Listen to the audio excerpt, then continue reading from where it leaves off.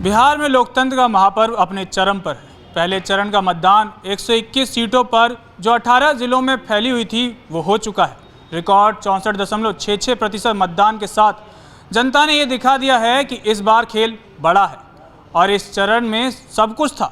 बिहार के deputy CM पर गोबर फेंकने से लेकर 4 बूथों पर चुनाव का बहिष्कार करने तक, लेकिन बावजूद इसके वोटिंग बम्पर हुई है। नमस्कार, आप देख रहे हैं जनतंत्र टीवी। मैं हूं आपके साथ तरुण और कैमरे के पीछे है मिनाज। बिहार की जनता ने इस बार इतिहास रच दिया है, लेकिन असली दिलचस्पी तो मतदाताओं की खामोशी में छिपी सत्ता की चाबी ही है, क्योंकि बिहार का वोटर बोलता कम है पर सोचता गहराई से है। सुशासन बनाम बदलाव अब ये सिर्फ नारा नहीं, जनता के मन की जंग बन चुकी है। जनता ने किस पर भरोसा जताया है? क्या नीतीश कुमार का सुशासन दोबारा रंग दिखाएगा या फिर तेजस्वी का बदलाव बिहार को नई दिशा देगा? देखिए हमारी इस एक्सक्लूसिव रिपोर्ट में।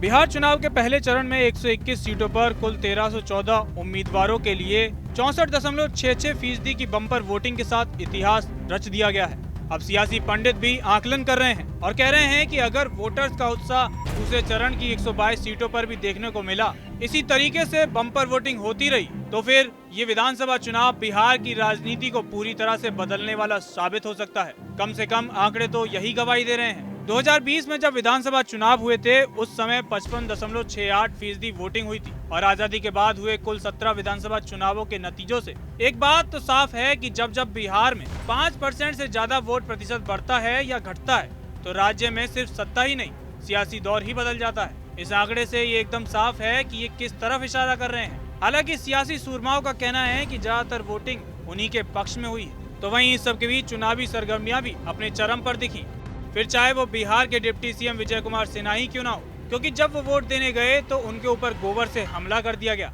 और उसके बाद उन्होंने कहा कि ये गुंडे राजद के हैं। ये गुंडा राजद का है और सत्ता में आ रही एनडीए से छाती पर बुलडोजर चलेगा। ये गुंडा देख रहे हैं, गांव घूमने नहीं देगा उम्मीदवार।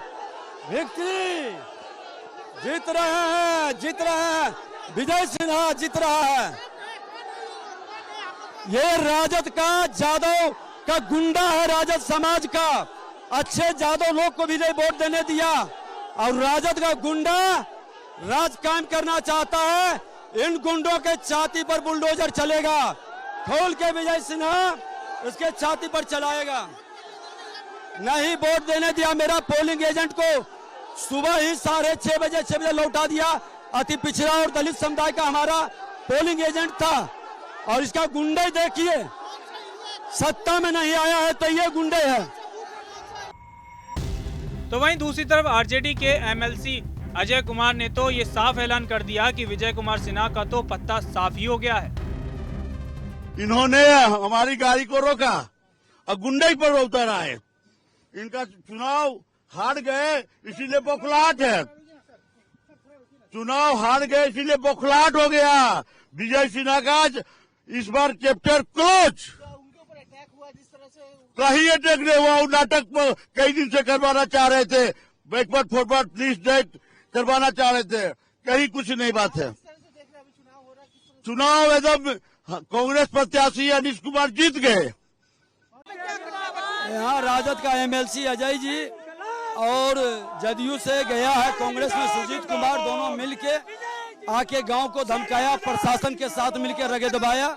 नदियामा गांव है, यहाँ हम भारतीय जनता पार्टी को समर्थक लोग हैं, उनको डिस्टर्ब करने के लिए तय है।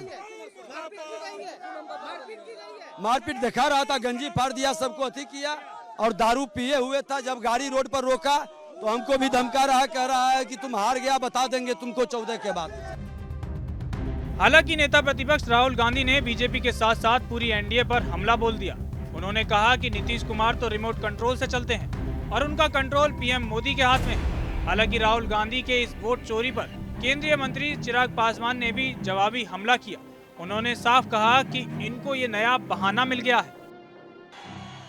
भाइयों और बहनों, बिहार को एक बार फिर प्रगति करनी है। दुनिया के सबसे बेहतरीन कॉलेजेस और यूनिवर्सिटी यहां बनने चाहिए।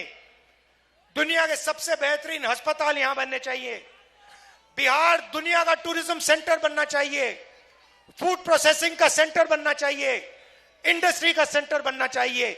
यह नरेंद्र मोदी और नीतीश जी की बस की नहीं है। नीतीश जी तो कुछ कर ही नहीं सकते। नीतीश जी का तो रिमोट कंट्रोल उनके हाथ में है। जैसे टीवी का चैनल बदलता है वैसे नरेंद्र मोदी नीतीश जी का चैनल बदल देते हैं। नीतीश जी कुछ चाहते हैं, नरेंद्र मोदी एक बटन दबाते हैं, वो दूसरा होना शुरू हो जाता है। नीतीश जी सरकार थोड़ी चलाते हैं। बिहार के ब्यूरोक्रेट्स अमित शाह, नरेंद्र मोदी और दिल्ली के ब्यूरोक्रेट्स बिहार की सरकार चलाते हैं। यह सच्चाई है। और ये जहां भी इलेक्शन लड़ रहे हैं ये वोट चोरी करके इलेक्शन जीत रहे हैं। भाई जो ये दावे कर रहे हैं उनको एक बार के लिए मैं 2010 भी याद दिलाना चाहता हूँ। 2005 में एनडीए की सरकार बनने के बाद जिस तरीके से 2010 में भी इसी तरीके से वोटिंग हुई थी और हम लोगों की सीटों की संख्या बढ़ी थी, तो ऐसे में आज मैं ये मानता हूँ जिस तरीके से प्रोकम्बेंसी है, जिस तरीके से डबल इंजन की सरकार के ऊपर जनता का विश्वास बढ़ा है। पिछले 1 साल से मेरे प्रधानमंत्री जी ने जो निरंतरता में बिहार आकर बिहार और बिहारियों के लिए योजनाओं को समर्पित करने का काम किया, इसने विश्वास बढ़ाया है हमारी डबल इंजन की सरकार के ऊपर। और मैं ये मानता हूँ कि ये जो मत प्रतिशत बढ़ा है ये उसी विश्वास की वजह से बढ़ा है। और बहरहाल अब ज़्यादा दिन बचे नहीं है, 14 तारीख को तो परिणाम आ ही जाएंगे। जो बिहार की राजनीति को समझ रहा है और जो देख रहा है कि जिस तरीके से केंद्र सरकार हो, राज्य सरकार हो और पूरा एनडीए गठबंधन एकजुटता के साथ हम लोग चुनाव प्रचार में उतरे हुए हैं, इसमें कतई कोई संदेह नहीं है कि 14 नवंबर के बाद बिहार में हम लोगों की सरकार बनने जा रही है। और जिन लोगों को वापस से ईवीएम का जिन निकलते हुए समझ में आया, तो ये तो वही लोग हैं ना जो अभी तक ईवीएम को गाली दे रहे थे। अब इन लोगों को एक नया बहाना मिल गया है एसआईआर का लेके, और वोट चोरी बोलकर ये अब नए बहाने के ऊपर ही आ गए। बट अभी कुछ समय पहले तक तो इनको ईवीएम का जिन इन्हीं को खाने के लिए निकलता था। इनको लगता था कि उसमें धांधली हो रही है। बहरहाल ईवीएम से जिन निकलेगा जरूर 14 तारीख को, बट वो एनडीए की मजबूत सरकार बनाने के लिए निकलेगा। बिहार विधानसभा चुनाव के पहले चरण की बात करें तो 6 नवंबर को 121 सीट पर मतदान पूर्ण होने के बाद राज्य के मुख्य निर्वाचन अधिकारी विनोद सिंह गुजियाल ने बताया कि शाम तक प्राप्त आंकड़ों के अनुसार 3.75 करोड़ मतदाताओं में करीब 64.66% ने मतदान किया। उन्होंने बताया कि ये आंकड़ा कुल 45,341 मतदान केंद्रों में से 41,943 केंद्रों से प्राप्त सूचनाओं पर आधारित है। गुजियाल ने कहा कि ये अनंतिम आंकड़ा है क्योंकि कुछ मतदान केंद्रों से सूचनाएं अभी आनी बाकी हैं। अंतिम मतदान फीसदी के आंकड़े इससे अधिक रहने की संभावना है।